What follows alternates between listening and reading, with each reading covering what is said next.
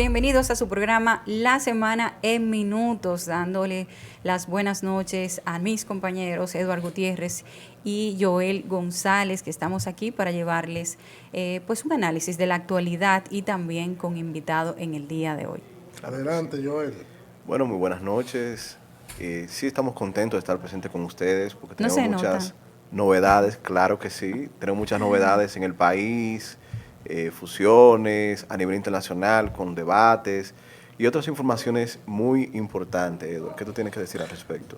Hoy yo traje un lapicero para ir anotando el tema de cuáles precandidatos del PRM llegan hasta el final y cuáles no. Yo voy a anotar aquí lo que yo entiendo que no. Te lo voy a pasar, tú lo vas a guardar y luego tú lo dirás al aire. A propósito de eso, tú me comentabas, porque tú eres que sabe de eso, de que hay uno que otro, no problemita, pero mucha gente no está muy contento con el tema de la elección del próximo alcalde de La Vega. Cuéntame tú de eso. Bueno, hay todo un tema de debate, incluso a nivel de que los medios nacionales están dando seguimiento a quién será el elegido para ser el nuevo alcalde de La Vega. ¿El PRM eligió al diputado? El comité municipal del PRM en La Vega eligió al doctor Agustín Burgos. El diputado Burgos, claro. Un médico, urólogo, diputado en su segundo periodo por la circunscripción número 1 de La Vega, presidente provincial del PRM en La Vega. Sigue diciendo. Se está disputando de que él será el elegido. ¿Qué pasa? El comité propuso. Pausa. Tú me estás hablando de su currículum. Sí, claro. Sigue, no te pares. Okay. Presidente provincial del PRM. Del PRM La Vega. Así que, ¿qué más? ¿Ya? Tú hablaste que era diputado también. Diputado de la circunscripción número 1 de La Vega. ¿A quién apoya? No sé. ¿Tú no sabes quién lo apoya? No. ¿A quién apoya? Tú dices de los candidatos presidenciales. De los precandidatos. Yo pensaba que tú sabías. Porque tú me dijiste que tú sabías. No, porque mira lo que está pasando. Él apoya a Yayo, ya. No demos más vueltas, ya. Apoya a Yayo. Sigue. Él apoya a Yayo. Ok. ¿Y Kelvin a quién apoya? Hasta donde uno sabe, a David. Ok. Seguimos. Ahora sí. Okay. Adelante con tu análisis. Entonces, sin mareo. Se han estado revisando una que otras leyes, ordenamientos, para ver jurídicamente cómo se procede en La Vega. El jurista Julio Curi estaba abogando y propuso de que se realizaran unas elecciones en La Vega. Yo quiero que él sepa que eso, aunque él lo proponga y jurídicamente, no va a ser así. Y muy probablemente ya esta decisión municipal vaya a ser ratificada para que Agustín Burgos, el doctor que es diputado reelecto, sea el que llene esa vacante, aunque hay un alcalde interino en La Vega, igual hay que hacer una designación oficial. Algunos dicen que corresponde al Poder Ejecutivo, en este caso el presidente Luis Abinader, tomar la decisión de quién será, pero a mí me parece que en La Vega se han puesto de acuerdo, pero también desde Santo Domingo, tú sabes, como lo del interior que se dice, desde Santo Domingo. La Comisión Ejecutiva del PRM lo recomienda a él. Sí. Entonces, tú te centras mucho en La Vega, pero también la Comisión Ejecutiva del PRM apoya a Agustín Burgos. El tema no es Agustín Burgos, sino las corrientes que lo apoyan. Exacto. Entonces yo creo que se ha ido un grupo definido, porque tú dices que él está con Yayo. Yo digo no. Pero, sí, porque yo no, o Yo sea, a mí no me digo consta, yo no sé si él es del equipo de Yayo. No, no lo ha dicho bajo juramento ni nada, pero lo que yo digo. Pero yo no creo que con un solo presidenciable se vaya a tomar la decisión. O sea, que puede tener el apoyo también de los demás. Sucedió lo siguiente. Sucedió que el señor Agustín Burgos, quien tiene, según lo que he visto y lo que he leído, los méritos para ser alcalde, ¿verdad?, de La Vega, es una persona que ha sido electa, como decías tú, 2 veces a diputado por la provincia de La Vega, sí. Entonces, es una persona que conoce bien a los veganos, a los líderes también del PRM, y sería posiblemente la persona ideal para dirigir la alcaldía en este momento que el señor Kelvin Cruz, quien fue electo alcalde nuevamente, fue designado ministro de Deportes y la vicealcaldesa renunció, y por lo cual todos sabemos que quedó ya la alcaldía de La Vega prácticamente sin una cabeza, ¿verdad? Entonces, el tema es cómo una persona que supuestamente, y según las informaciones que tengo, corresponde o responde más bien a Yayo, ¿verdad?, que ya sabemos que Yayo es uno de los candidatos, de los precandidatos o de los presidenciables del PRM, puede vencer a una persona que Kelvin había propuesto, sabiendo que Kelvin, hasta donde sabemos, ¿verdad?, responde a los intereses presidenciales de David Collado. Pero ¿cómo el grupo o la parte que representa Wellington Arnott y que representa Carolina se unen junto a los intereses que representa Yayo para vencer a David Collado? ¿Qué significa esto? ¿Que serán al final 3 contra 1 o que finalmente de los 3 solamente saldrá uno que correrá hasta el final? ¿Qué usted ve? Esa carrera comenzó muy temprano. Pero lógico. Muy temprano. Comenzó al otro día de Luis ganar las elecciones. Y yo sé que Luis Abinader es un hombre sensato y que no va a retroceder en la postura que tiene de que no se va a reelegir. Pero claro. ¿Y si Luis se devuelve? No se va a devolver. No se va a devolver, pero ¿y qué? Él no se va a devolver, pero Luis lo que tiene es un mes. Lo que sí puede hacer. Que ha asumido un nuevo periodo y ya lo han dejado solo. Lógico. Lo han dejado solo y ellos averiguándose los cargos, la gente que van a poner, a quién que tú apoyas, a quién tú no apoyas. Y todavía no es nada. Deja que pase un año para que tú Yo pienso, y sobre todo los que están haciendo campaña de manera abierta, que aquí todo el mundo sabe cuáles son. No, yo no sé, dime. Bueno, yo no voy a mencionar nombres, pero son unos irrespetuosos a la figura de Luis Abinader, a un presidente que hizo 4 años manejando crisis, situaciones que lo acompañaron y ahora lo están dejando solo. Ellos no se sentaron a ver, presidente, ¿qué es lo que usted va a hacer con la división de las instituciones, la reducción? ¿Cómo es que vamos a hacer esto? ¿Cómo es que lo vamos a buscar un embajadero? No se sentaron, porque ellos no están pendientes de los problemas que tenemos en la República Dominicana y a lo que enfrenta el presidente Luis Abinader. No, esos son mis intereses. Pero eso no tiene y el partido y el presidente, por un lado. Mira, eso no tiene sentido. ¿Qué no tiene sentido? No lo que tú dices, sino actuar de esa manera, porque lo primero que hay que tratar es, para una persona ser candidato y ser finalmente presidente en el 28, lo primero es defender la labor del presidente, defender la gestión del presidente, tratar de que la gestión del presidente Abinader salga muy bien valorada, porque si una gestión del presidente Abinader, que sería la gestión del PRM, no sale muy bien valorada, o el presidente finalmente no termina siendo bien valorado, no importa cómo se llame el candidato,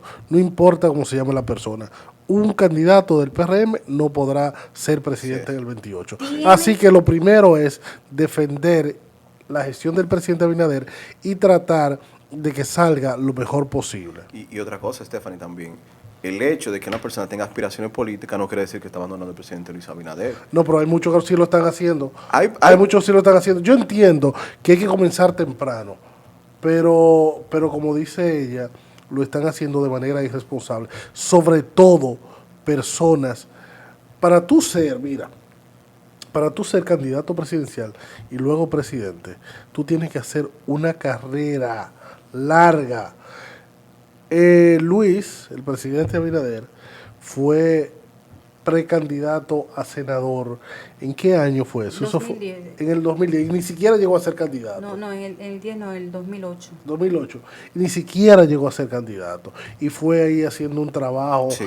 Fue haciendo un trabajo. Para el 12 vice. Tuvo que pasar por ser Tayota y luego presidente para ser uno de los presidentes mejor valorados en la historia de la República Dominicana. Pero oye, todo lo que tuvo que ser, ¿no?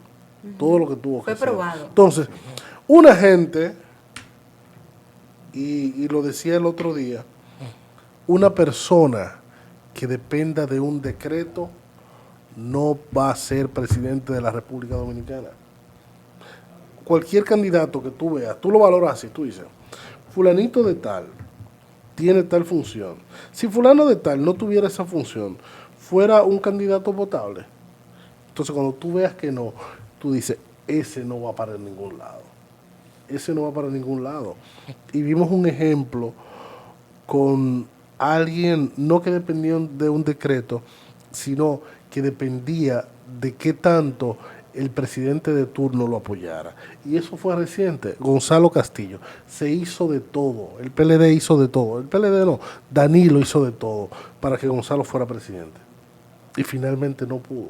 Porque un candidato presidencial, un presidente, no se puede hacer al vapor. Entonces, una persona que tal vez no tenga las fuerzas partidarias o el trabajo político, ¿de qué manera puede llegar a ser el candidato?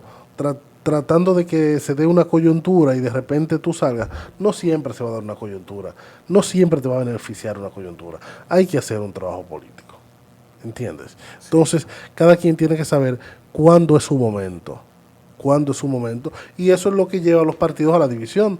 Cuando todo el mundo entiende que es su momento. Que es su momento y todo el mundo entiende que es presidenciable. ¿Entiendes? Sí. Eso ahí es un problema.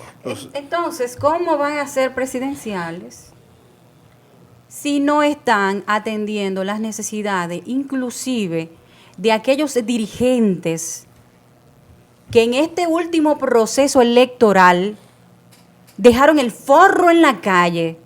Aquellos dirigentes que lo dieron todo para garantizar la reelección de Luis Abinader, aquellos dirigentes en muchas partes del país que de su bolsillo pusieron su patrimonio a disposición para garantizar de que Luis Abinader se reeligiera como presidente y hoy en día están en el aire.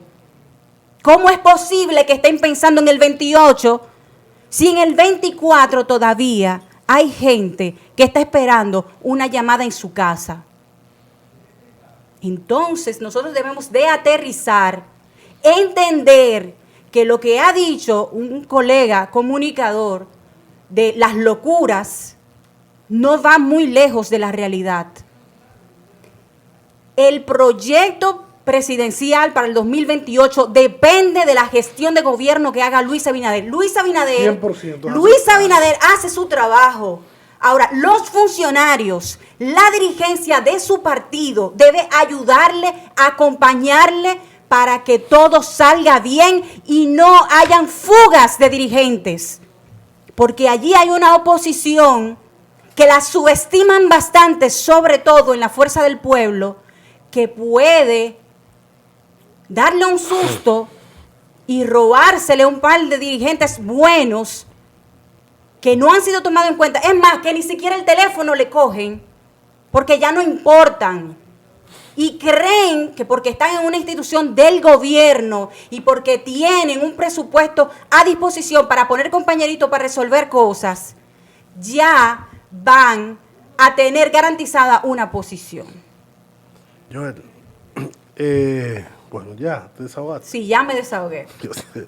Sentí que digo, está sangrando por la herida. No es sangrar por la herida. Hay que hablar también por la realidad. Se notó un desahogo. No, está bien que sea desahogo. Pero es una realidad que estamos viendo. O me desmientan. No. Aquí en el Gran Santo Domingo hay candidatos que dijeron, yo voy a tener que irme de este partido para que me hagan caso. De casos puntuales. Y ellos saben cuáles son.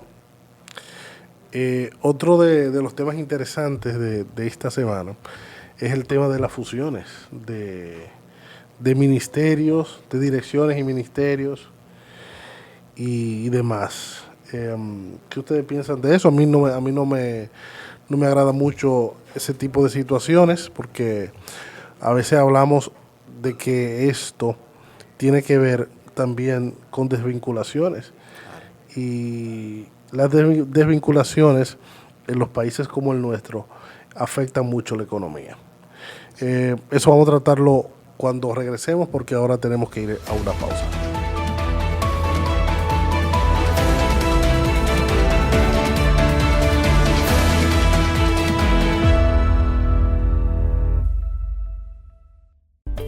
Si sientes fiebre alta, dolor de cabeza, dolor detrás de los ojos, dolor muscular, articular y brotes en la piel, puede que sea dengue. No te automediques y consulta a tu médico o ve a tu centro de salud cercano. Es hora de accionar. Ganemos la dengue.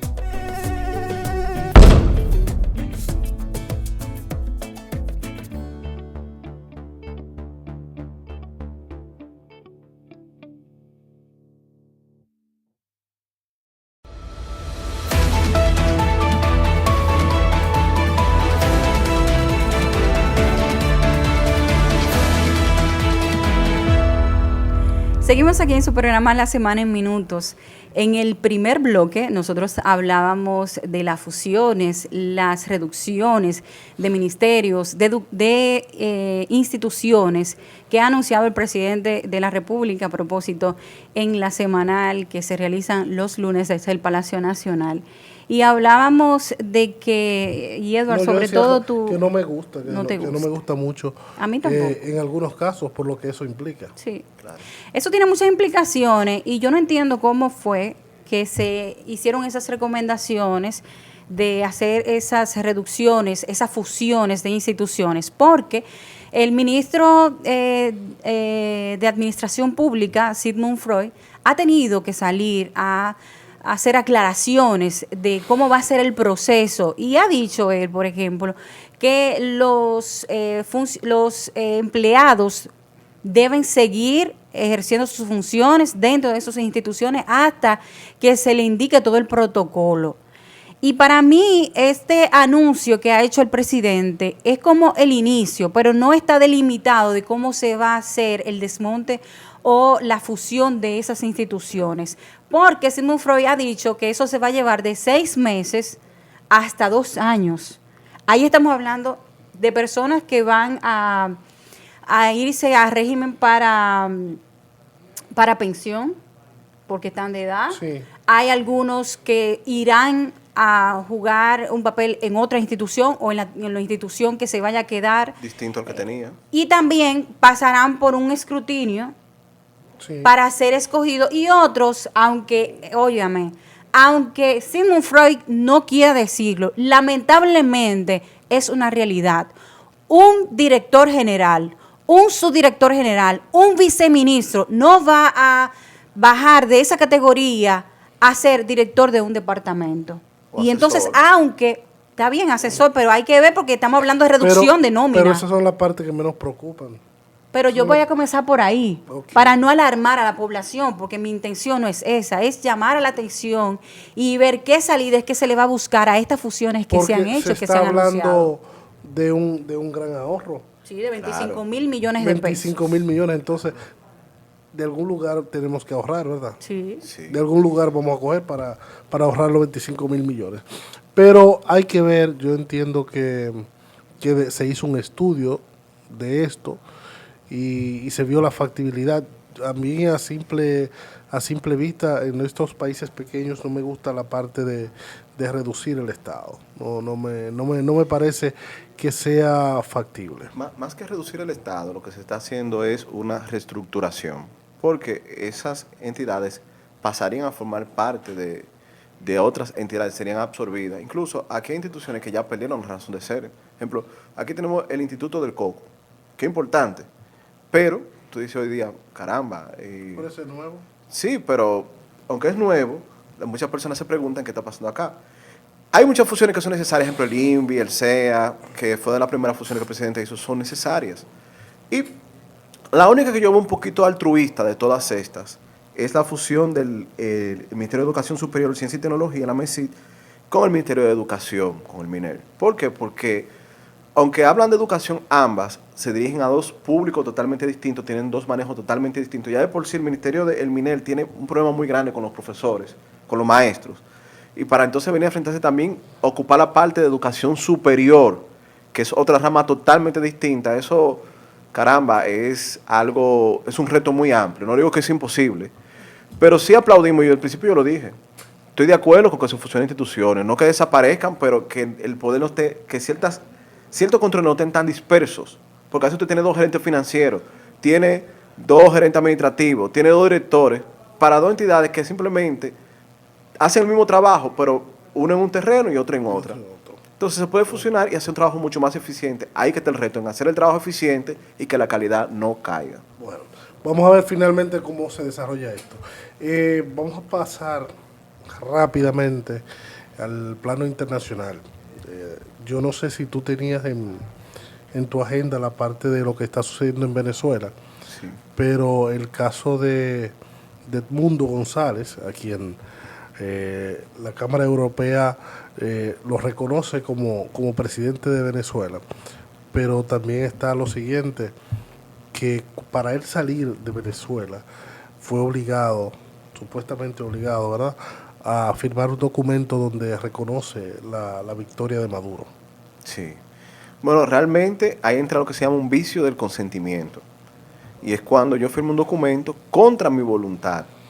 Y justamente los vicios del consentimiento anulan el acto como tal. Él puede firmarlo, pero es como pasa muchas veces, que dice, fírmame ese contrato a punta de pistola. O me lo firma o te mueres. O sea, tu voluntad no está ahí, está la firma. Entonces, más que Edmundo González, está la voluntad del pueblo venezolano. Y esa voluntad no puede ser violada. Y lo que está pasando en Venezuela, lamentablemente, es una dictadura. Abiertamente es una dictadura. Abiertamente, versión de la de antes. Exactamente, versión de la de antes. Incluso más clara, yo creo que más clara que la de Trujillo en ese momento. Y es lamentable lo que está sucediendo y que lo reconozcan internacionalmente, que haya mucha marcha. Eso no necesariamente representa un avance para luchar contra la dictadura, porque ya ha sucedido antes y no ha tenido resultado. Lamentablemente, esperemos que un milagro ocurra, esperemos que desde adentro se haga un ajusticiamiento, algo suceda. Pero mientras dejamos que el gobierno venezolano tome el control del asunto, nunca van a salir de ahí. Y lo que yo te dije, si van a otra elección en 4 años más adelante, ¿quién será el presidente? ¿Maduro? No, yo pienso que este es el momento crucial. Si no se hace algo de aquí a enero, si no pasa nada, si se mantiene el régimen chavista en el poder, ya se quedaron. Ya ha pasado bastante días y se ha enfriado el asunto. Bueno, el tema, aquí sucede algo interesante y lo veía yo con la salida de Edmundo González. Cuando tú decides enfrentarte a un régimen, tú tienes que poner en juego todo. Tú tienes que poner en juego, lo primero, tu vida, tu libertad, tu familia. Y parece que Edmundo González, cuando entró en esa parte, no valoró la parte de todo lo que tenía que poner en riesgo.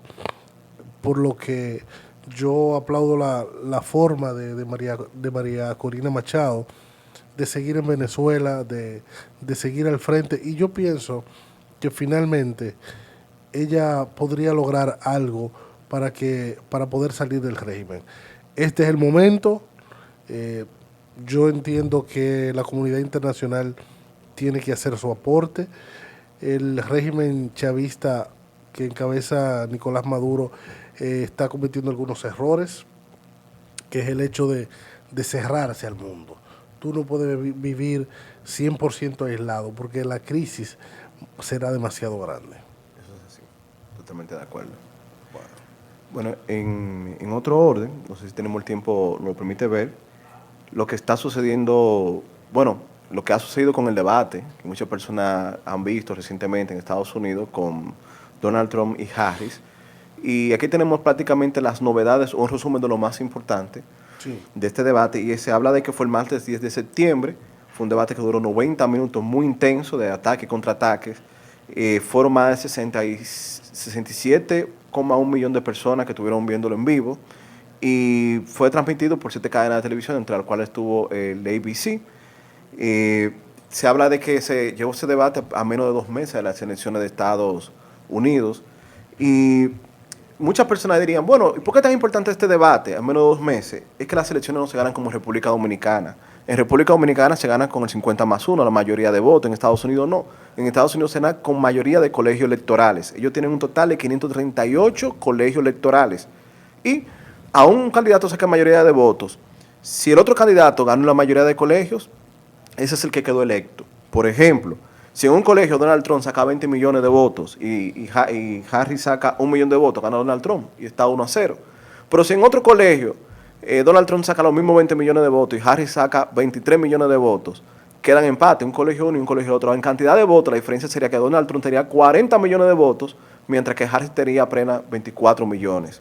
Entonces, es un sistema totalmente distinto. ¿Cuáles son los estados clave para esto? Bueno, está el estado de California con 55 colegios electorales, está el estado de Texas con 38 colegios, el de New York con 29, Florida con 29, Illinois con 20, Pensilvania con 20, para un total de 191 colegios en apenas esos 6 estados que son claves. Hay, de entre todo el debate, hay 7 afirmaciones que se han hecho que han llamado bastante la atención y vamos a ver rápidamente qué realidad tiene con esto. La primera dice: los inmigrantes en Ohio se están comiendo las mascotas de la gente que vive allí. ¿Quién tú crees que dijo eso? No, tú líder. Donald Trump. Bueno, la realidad es que no hay un dato científico de que la gente se esté comiendo las mascotas que estén ahí. Incluso los inmigrantes, hasta los dominicanos que viajan allá, no comen perros, no comen gatos, salvo casos puntuales. Y entendemos que este lado del mundo eso no es la tradición, no es lo cultural. CNN está haciendo una investigación sobre, no sé si tiene que ver eso con lo que tú dices, pero CNN está haciendo una investigación sobre 7 proclamas de Trump que posiblemente no sean realidad. Bueno, en este caso, esta afirmación este argumento es totalmente falso. Después de buscar la base científica. Otro argumento que se dijo, el desempeño de la era de Trump fue el peor de la década desde 1930 a la fecha. Obviamente, fue Harris que dijo eso. Claro. Cuando comenzamos a ver las estadísticas, realmente no. Realmente, dice, Donald Trump nos dejó el peor desempleo de la Gran Depresión, y no es así. Cuando comenzamos a ver, Donald Trump empezó muy bien con la tasa de empleo, pero entró la pandemia en el año 2021 y obviamente tuvieron que cerrar, no Estados Unidos, el mundo entero. Y si vamos a esto, incluso no muy lejano, en el año 2010, cuando Obama era el presidente, tuvo una mayor tasa de desempleo.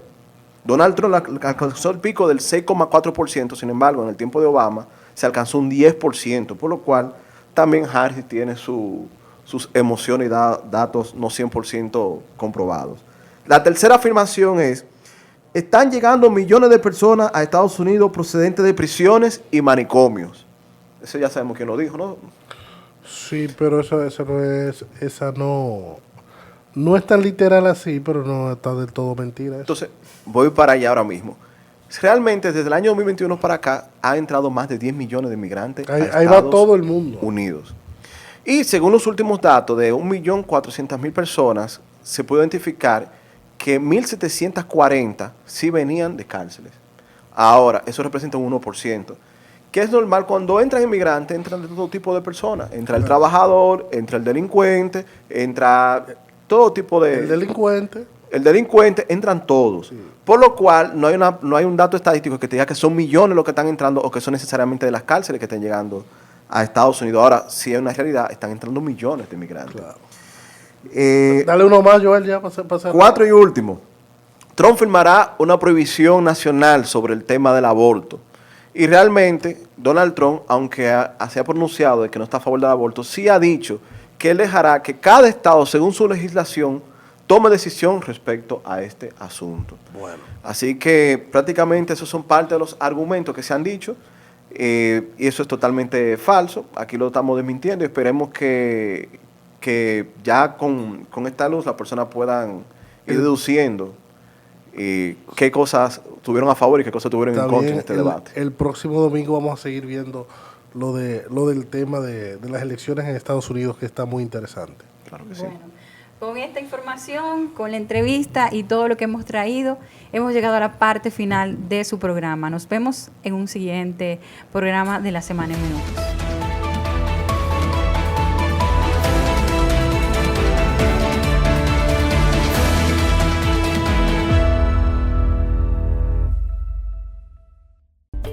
Si sientes fiebre alta, dolor de cabeza, dolor detrás de los ojos, dolor muscular, articular y brotes en la piel, puede que sea dengue. No te automediques y consulta a tu médico o ve a tu centro de salud cercano. Es hora de accionar. Ganemos la dengue.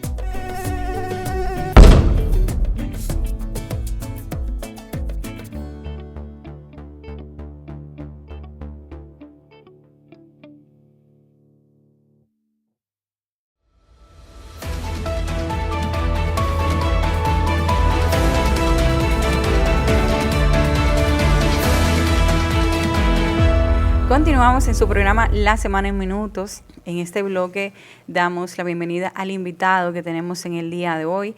Él es Juan Liranzo, es abogado y tiene maestría en Derecho Constitucional y Procesal Constitucional. Con él vamos a hablar de diversos temas, pero también de la política nacional. Buenas noches, Juan Liranzo, ¿cómo estás? Muy buenas noches, Stephanie. Muchísimas gracias a ustedes. Este destacado panel integrado por Joel, Edward, por ti, Stephanie, amiga de mil batallas, y gracias. Muy complacido, muy contento de estar en este espacio Semana en Minutos. Se nota que son amigos porque ella no quiso, ella no te presentó como uno de los ejecutivos de Indotel, ¿verdad? Para arrancar por ahí.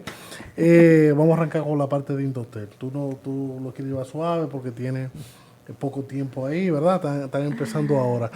Pero una pregunta un poco retórica, ¿verdad? ¿Qué encontraron en Indotel y qué piensan hacer?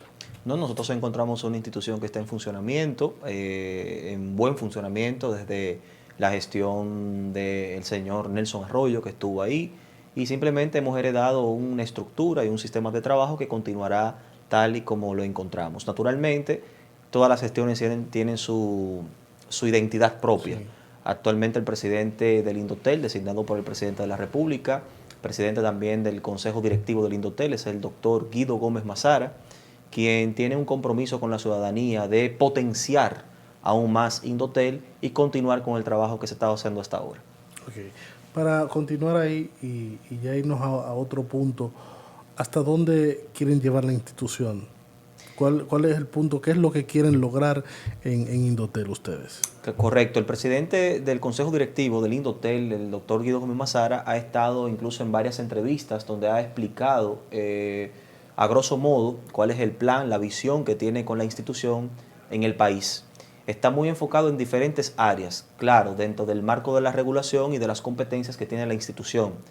Entre ellas está, por ejemplo, el tema de la seguridad, ver cómo se conecta, cómo se relaciona la seguridad con el trabajo que de por sí hace Indotel como una institución reguladora. Sí. Salió incluso a la luz pública en estos días que el doctor Guido Gómez Mazara tiene el plan de trabajar de la mano con el Ministerio Público, con la Policía Nacional incluso, y un trabajo también de interconexión de los destacamentos, para dotar los destacamentos de conectividad con el propósito de que haya un mejor flujo de información entre los actores de justicia. Podríamos decir que la policía son parte también del sistema de justicia en esta parte, de la parte coercitiva.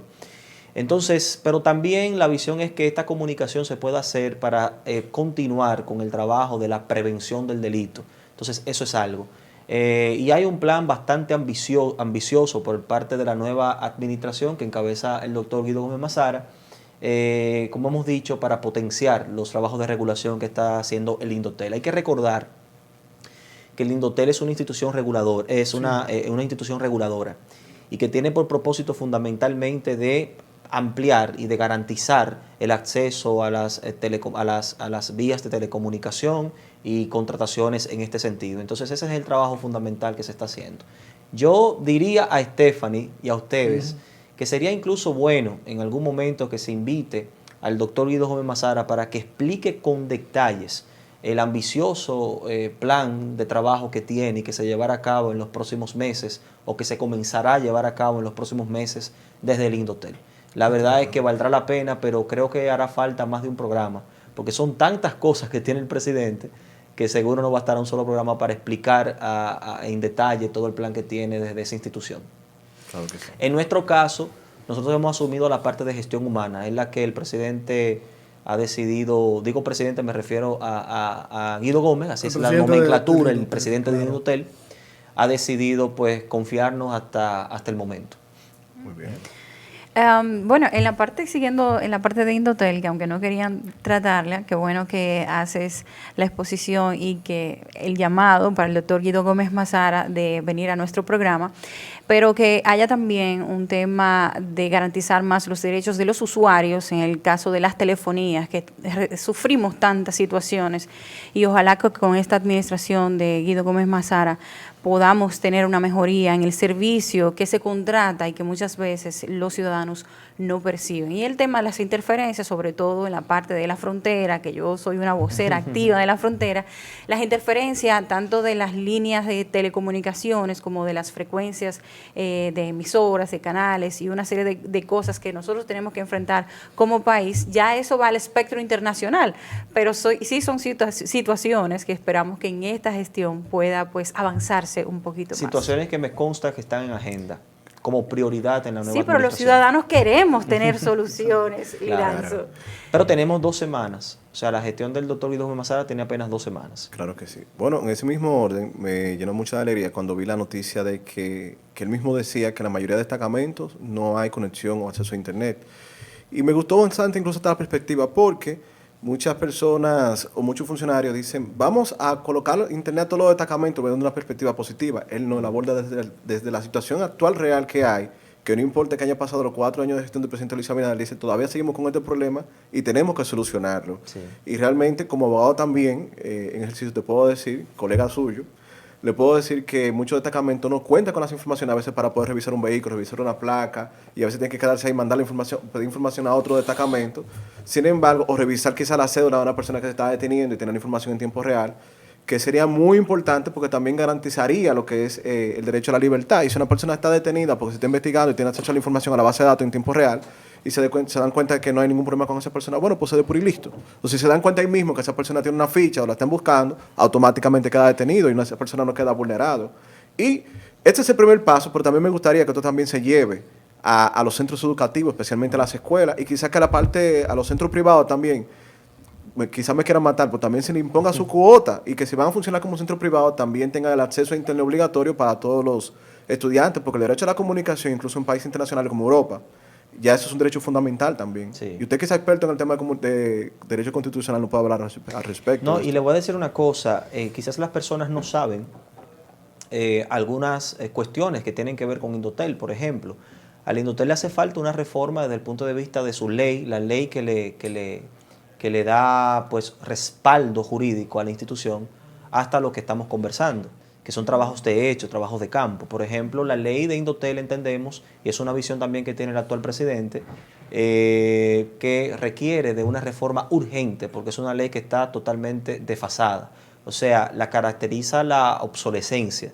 Estamos hablando de una ley que son los años 90 y que todavía utiliza términos, como mismo ha dicho el presidente Guido Gómez, de que habla de fases, por ejemplo, fases en este tiempo. Nadie utiliza un fax, por ejemplo.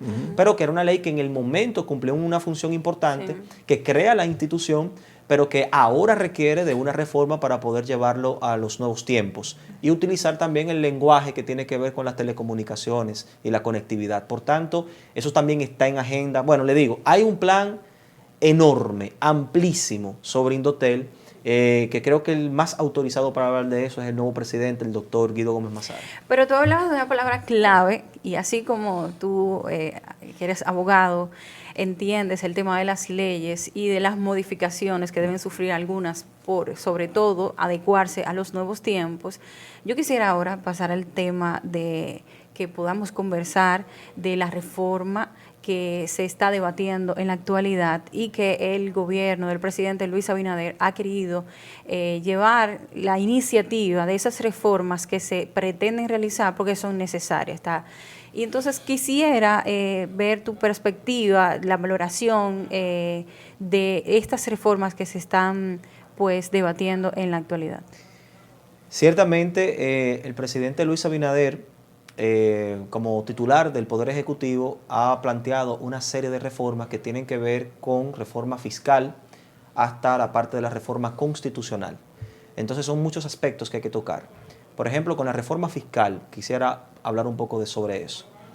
Necesariamente hace falta una reforma fiscal para poder reconfigurar quizás el sistema de recaudaciones que tiene la República Dominicana y con ello mantener el sistema de servicios públicos a la ciudadanía, porque el servicio de educación, el servicio médico, el servicio de hasta seguridad, de alguna forma lo sostienen los contribuyentes. Por tanto, se necesita pues evaluar, como ya lo ha hecho el Poder Ejecutivo, para poder implementar una reforma fiscal que permita un sistema más eficiente y al propio tiempo que dé mayor respaldo para los servicios públicos que son tan necesarios. En la medida de que se tenga un buen sistema de recaudación, en esa misma medida, si es bien invertido estos capitales, van a mejorar los servicios públicos. Eso es en principio. Sin embargo, yo también quisiera aportar algunas ideas propias. Yo pienso que llegará el momento en la República Dominicana donde tendremos necesariamente que sentarnos a hablar de la posibilidad de reformar el sistema de recaudación. Me explico. República Dominicana en este momento tiene un sistema impositivo de tipo regresivo. No es un sistema impositivo progresivo. Eso implica que la política de recaudación recaiga prácticamente sobre el gasto y sobre salarios, incluso a todas las clases sociales. Yo pienso que tendremos que tratar de pensar a partir de esta reforma que se va a hacer, ya para una nueva reforma que haya que hacer, pensar en el sistema. Porque aquí hay sectores que podrían pagar más impuestos, por ejemplo, que lo que pagaría la clase media-baja, por ejemplo. Y pienso que en la medida de que se piense en reformar el sistema impositivo, podríamos tener a la larga mayor eficiencia a la hora de recaudar. Pienso que ese es el futuro de la reforma que eventualmente tendría que hacerse a mediano y largo plazo. Por otro lado, tenemos el tema de la reforma de nuestras leyes, empezando por la Constitución de la República Dominicana. Debo de ser objetivo. Entiendo que una de las mejores constituciones que hemos tenido en la historia de la República Dominicana es la Constitución del año 2010. ¿Por qué lo digo? Porque la Constitución del año 2010 es una constitución que fundó lo que conocemos como el Estado democrático y de derechos en el país. Fue la Constitución que positivizó los derechos fundamentales. Fue la Constitución además que creó los tribunales de las altas cortes. Fue la Constitución que trajo figuras que nos permiten decir que hoy tenemos, al menos en nuestra nomenclatura constitucional, un sistema democrático semidirecto, que es lo que se conoce como la democracia participativa. La gente confunde democracia participativa como si se tratara de democracia directa, y la democracia participativa no es la democracia directa.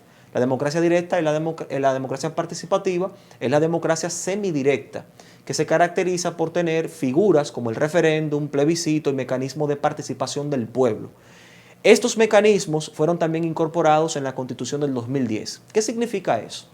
Que esa Constitución transformó al Estado dominicano, pero también fue una Constitución que permitió de alguna forma un cambio en el modelo democrático representativo que teníamos a un modelo democrático semidirecto o participativo. Sin embargo, eso no significa que esa Constitución sea la palabra de Dios o que esa Constitución sea perfecta. Todo lo que el hombre hace es perfectible. Y lo que se está planteando ahora es que para poder consolidar lo que hasta ahora se ha alcanzado, hace falta una nueva reforma constitucional, que es lo que dice el presidente Luis Abinader. Y está apuntando sobre todo al hecho de que es necesario garantizar la plena independencia del Poder Judicial. Lo que tendríamos que preguntarnos es, ¿cuál podría ser la reforma factible para garantizar la independencia del Poder Judicial y del sistema de justicia? Muy positivo lo que el Poder Judicial lo que el Poder Ejecutivo, encabezado por el presidente Luis Abinader, ha planteado ahora. Él dice, el presidente, que es necesario garantizar en el hecho la autonomía del Ministerio Público. Quienes adversan esta propuesta dicen que eso no es necesario porque ya la Constitución establece que el Ministerio Público es autónomo. Y es verdad, la Constitución establece que es autónomo, pero en el hecho todavía hay una dependencia al Poder Ejecutivo. ¿Por qué? Porque, bueno, el Procurador General de la República y 7 de sus procuradores adjuntos, de 14 que son designados por decreto del presidente. Por tanto, la autonomía todavía no está tan garantizada, aunque lo diga la Constitución. ¿Qué han hecho países? Una pausita ahí, y no puede pasar que aunque modifiquemos la Constitución, pase lo mismo, que en el hecho no sea realmente independiente de la justicia. Dependiendo o qué hacemos para que sí realmente sea independiente. Dependiendo de la reforma que se haga. Sí, claro. Por ejemplo, en Ecuador, lo que existe es un Consejo de Control Social que es quien designa al fiscal general de la nación. No lo designa el presidente, por ponerle un ejemplo. Sí. Allí cuando se hizo la reforma se buscó ese mecanismo. El presidente de la República y el Poder Ejecutivo ha establecido que el Procurador General de la República sea designado por el Consejo Nacional de la Magistratura, que fue el mecanismo que se utilizó para poder superar la crisis electoral del año de 1994. Recuerde que en el año de 1994, previo a la crisis electoral, teníamos, bueno, no autonomía en el Poder Judicial, teníamos una verdadera dependencia del poder político del Poder Judicial. Entonces, la alternativa que en ese momento se buscó fue crear precisamente en la reforma el Consejo Nacional de la Magistratura con el propósito de que los jueces, al menos de la Suprema Corte de Justicia, sean designados por este Consejo. Entonces, es factible la idea e incluso comprensible de que el Procurador General de la República, como funcionario público, sea designado por el Consejo Nacional de la Magistratura. Creo que así hay mayores garantías de autonomía. ¿Y qué es lo que termina de darle la garantía de autonomía? El hecho de que sería inamovible. Exactamente. Entonces, no es solamente que el Consejo lo nombre, sino que está por un concurso de oposición público, sino también que sea inamovible. El Poder Ejecutivo ha dicho, el presidente de la República ha establecido, de que sea inamovible en principio por 4 años. Luego se habló de 2 años, pero la figura de la inamovilidad le da autonomía al cabeza del Ministerio Público, porque podrá tomar decisiones de manera autónoma sin correr el riesgo o sin zozobrar frente a la posibilidad de ser designado por un decreto o quitado por un decreto. Sí, ese es un punto, pero me perdonan los abogados y ustedes que son los expertos en esta área. El doctor. La Suprema Corte de Justicia, ¿quién la designa? A la Suprema. Sobre todo el presidente. El Consejo Nacional de la Magistratura. ¿Quién es el actual presidente de la Suprema?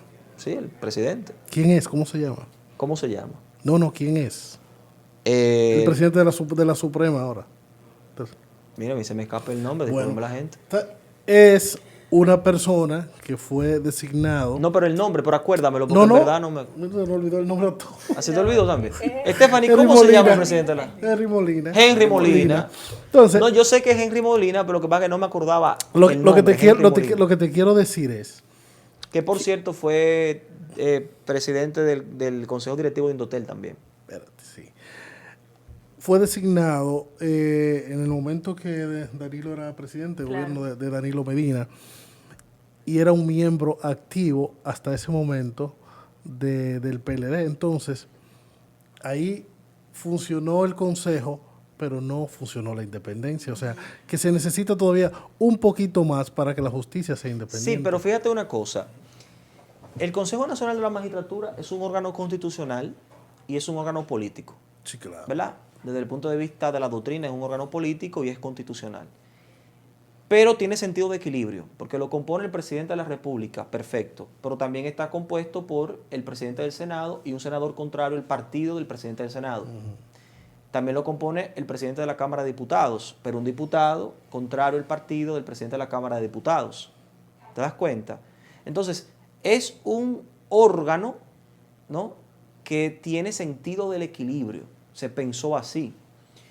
Es cierto que Henry Molina es un actor, un activo importante del Partido de la Liberación Dominicana. Eso no es mentira, eso es cierto. Pero ya va 4 años de gobierno del PRM y no ha podido ser coitado de ahí, por ejemplo. Claro. ¿Por qué? Porque está protegido por... Esa es la parte positiva de eso, ¿no? Entonces, da independencia. No sé si me estás Sí, entendiendo. claro, Da independencia. Claro. Eso es lo que se procura con el Procurador General de la República también. Me parece que es una buena alternativa, pero pienso que esa alternativa tampoco será perenne, no será eterna, sino que es una alternativa posiblemente, si lo computamos en las edades históricas, ¿no? En el desarrollo del Estado, será algo transitorio, porque llegará un momento en que la forma de elegir al Procurador General de la República sea diferente. Hay muchas alternativas. De hecho, le voy a decir una cosa. El Ministerio Público, dependiendo del país del cual se trate, está organizado, está estructurado partiendo de 3 teorías fundamentales. La primera teoría es la teoría administrativista, que plantea que es el presidente de la República que lo designe. La segunda teoría es la teoría judicialista, que plantea que es el Poder Judicial que lo designe. Y la tercera teoría es la teoría independentista, que plantea que sea con un método independiente a cualquier poder del Estado que designe al Procurador General de la República. Y en ese método puede ser por elecciones, puede ser un Consejo de Control Social como ocurre en Ecuador, e incluso como ocurriría en la República Dominicana en el caso eventual de que sea el Consejo Nacional de la Magistratura. Claro. Fuera de esas 3 teorías de composición del Ministerio Público, no hay manera de organizar el Ministerio Público, porque hay que buscar una forma institucional de designarlo. Ahora bien, en ese mismo orden, sí hay aspectos importantes en los requisitos, porque, por ejemplo, parte de los requisitos que pone es que tenga por lo menos 5 años sin haber participado o tener un papel activo en la política, que es prácticamente, hablando llanamente, lo que pasaba anteriormente, por ejemplo, con Yananay, que sale del comité central, o del comité político, no recuerdo, del comité central, y pasa directamente a ser procurador. Entonces, ese tipo de práctica también es lo que se quiere evitar. Que si yo mañana tuve un partido político, tengo ya más de 5 años sin tener un papel activo en ese partido político, ni ser miembro de ese partido político y se puede evidenciar, entonces ya se entiende que yo tengo que tener cierto grado de imparcialidad. Aparte de esto, también hay un punto importante, una oportunidad quizá de mejora, que podemos tomar en cuenta aquí, es que el presidente lo propone directamente, pero lo ideal también hubiese sido que es una terna. Es una terna. Porque la ley tal cual habla de que propone el candidato, no habla de el proyecto.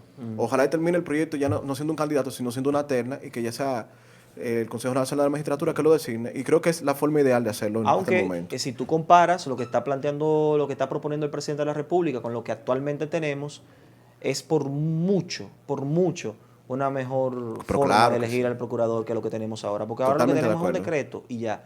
Y si no responde a mi interés, lo quito. Y lo quito y ya. O sea, eso es así. Bueno, interesante la participación de... Bueno, yo creo que nos falta un temita pequeñito de tratar con Liranzo. Antes de votarme del programa. Sí. Pero la parte política, yo quiero darte apertura para ver tu perspectiva de la política actual que tenemos en la República Dominicana. Los partidos políticos se están abocando a trabajar el tema de la actualización de las presidencias, sus bufetes, y también el tema de los aspirantes presidenciales, que aunque las elecciones son el 2028, ya hay mucha gente que anda haciendo proselitismo, disfrazado de otros nombres, pero todos sabemos lo que se está haciendo. Entonces me gustaría tu opinión sobre el aspecto político de la actualidad de la República Dominicana. Yo me inscribo en la idea del teórico, cientista político Tessin, que escribió un libro que se titula El rol de los partidos políticos en el Estado. Y allí él explica un ciclo que transcurre en los partidos políticos cuando estos transcurren por un proceso de descomposición o de crisis en el sistema de partidos. Yo pienso que los partidos políticos, en términos generales, tienen un gran reto. Y el reto no es tanto elegir a su bufete directivo, ni elegir tampoco precandidatos o candidatos. Yo creo que el gran reto que tienen los partidos políticos en nuestro país es sobrevivir a esta crisis moral y ética que tienen los partidos políticos. Si no se le presta atención a eso, el sistema partidario, tal como lo conocemos, podría desaparecer. Y un ejemplo de eso, o un signo de eso, es el alto nivel de abstención que ha tenido. Pienso que de todos los partidos políticos, el PRM es el que más muestra compromiso con la ética, la moral y el deseo de hacer bien las cosas. Es mi visión, es lo que yo aprecio. Pero no puedo tampoco desconocer que estamos viviendo una crisis en el sistema de partidos. Pienso que los partidos políticos tienen el compromiso y el reto en estos tiempos de darle respuesta a la población a un sinnúmero de problemas, como por ejemplo, ¿qué piensan los partidos políticos de la identidad de género? ¿Qué piensan los partidos políticos del fenómeno de los outsiders? ¿Qué piensan los partidos políticos, por ejemplo, de la eminente inteligencia artificial y de estas singularidades informáticas que podrían traer problemas tan significativos como desempleos masivos, que magnates como Elon Musk también lo están planteando? Y de ahí ha surgido la posibilidad, como respuesta a ese inminente problema, hacer del ser humano un ente simbiótico, por ponerle un ejemplo. ¿Cuál es el planteamiento de los partidos políticos frente a ese problema que está ahí a la vuelta de la esquina? ¿Qué piensan los partidos políticos, hablando de la República Dominicana muy específicamente? ¿Cuál es la respuesta que tienen los partidos políticos al tema del tránsito? Usted sale a las 8 de la mañana y a las 8 de la mañana encuentra un tapón. Terrible. Sale a las 10, tapón. A las 12, tapón. A la 1, tapón. A las 3, tapón. A las 4, tapón. A las 10 de la noche, un tapón. Entonces, ¿qué respuesta? ¿Cuál es la visión de los partidos políticos a ese problema? ¿Qué piensan los partidos políticos precisamente de la crisis en el sistema de partidos? Que lo estamos evidenciando. No podemos ocultar esa realidad. Es una realidad. Hay un nivel alto de abstención, a pesar de que todavía está muy vivo la memoria histórica de los líderes tradicionales postrujillistas, Bosch, Peña y Balaguer. ¿Qué piensan los partidos políticos de la apatía que tiene la juventud de participar en política? Los jóvenes que son de 20, 25, 19 años que no participan en política. ¿Cuál es la visión de los partidos políticos, por ejemplo, de la descomposición moral de la sociedad frente a todo lo que estamos viviendo, lo que estamos viendo? Entonces, ese es el gran reto, pensar en esos problemas nacionales. Después de ahí, pues, bien, hay que organizarse, hay que elegir a quién va a ser los presidentes de cada partido, buscar candidatos, todo eso está muy bien. En cuanto al PRM, yo creo que el PRM es el único partido que tiene una caterva de líderes emergentes y quizás el mejor catálogo a presentarle en tiempo inmediato a la República Dominicana. Hay muchos que ya han de alguna manera exteriorizado su intención de aspirar a la presidencia de la República, ahora que el presidente de la República ha dicho que no piensa no piensa reelegirse. Yo particularmente veo líderes con muchísima calidad, incluyendo la de Guido Gómez Mazara. Él está, en el caso de Guido Gómez, sí, ha establecido que él no le interesa en este momento, por el momento, hablar de candidaturas presidenciales, que él está comprometido 100% a ayudar al presidente de la República a hacer una buena gestión de gobierno. Guido está más preocupado en ayudar al presidente en su obra de gobierno y con ello también contribuir y ayudar al pueblo dominicano a superar sus problemas, y que ya luego pues se puede hablar de una eventual aspiración que todavía no está sobre la mesa. Pero vamos a ver qué va a pasar ya en el transcurso de los próximos 2 años, y en los 2 años transcurridos creo que tendremos un mejor panorama para identificar personas para aspirar a la presidencia. Pero en el caso de Guido, que creo que sí, es el único que se ha aprobado, porque fue el que participó en la contienda pasada, los demás no se han probado todavía, es importante porque él sacó casi 70,000 votos y yo pienso que eso hay que considerarlo. Pero habrá que ver qué es lo que él va a decidir en el caso de él. Bueno, con esas consideraciones y ese compromiso de ver y analizar el panorama en 2 años, creo que agradecemos muchísimo tu participación aquí en el programa, dando cátedras de tu profesión, de lo que sabes, de lo que manejas, de derecho constitucional y todo el tema político, a propósito de que eres catedrático de Ciencias Políticas en el Instituto José Francisco Peña Gómez, y que también pues has demostrado que dominas el tema político. Entonces agradecemos que hayas participado con nosotros. ¿Y una despedida? No, a ustedes muchísimas gracias por la invitación y aquí me brindaron café, espero que me inviten de nuevo, porque el café lo hace muy bueno aquí. Gracias. Bueno, Gracias. excelente. Bueno, nosotros vamos a una pausa y regresamos en breve con su programa.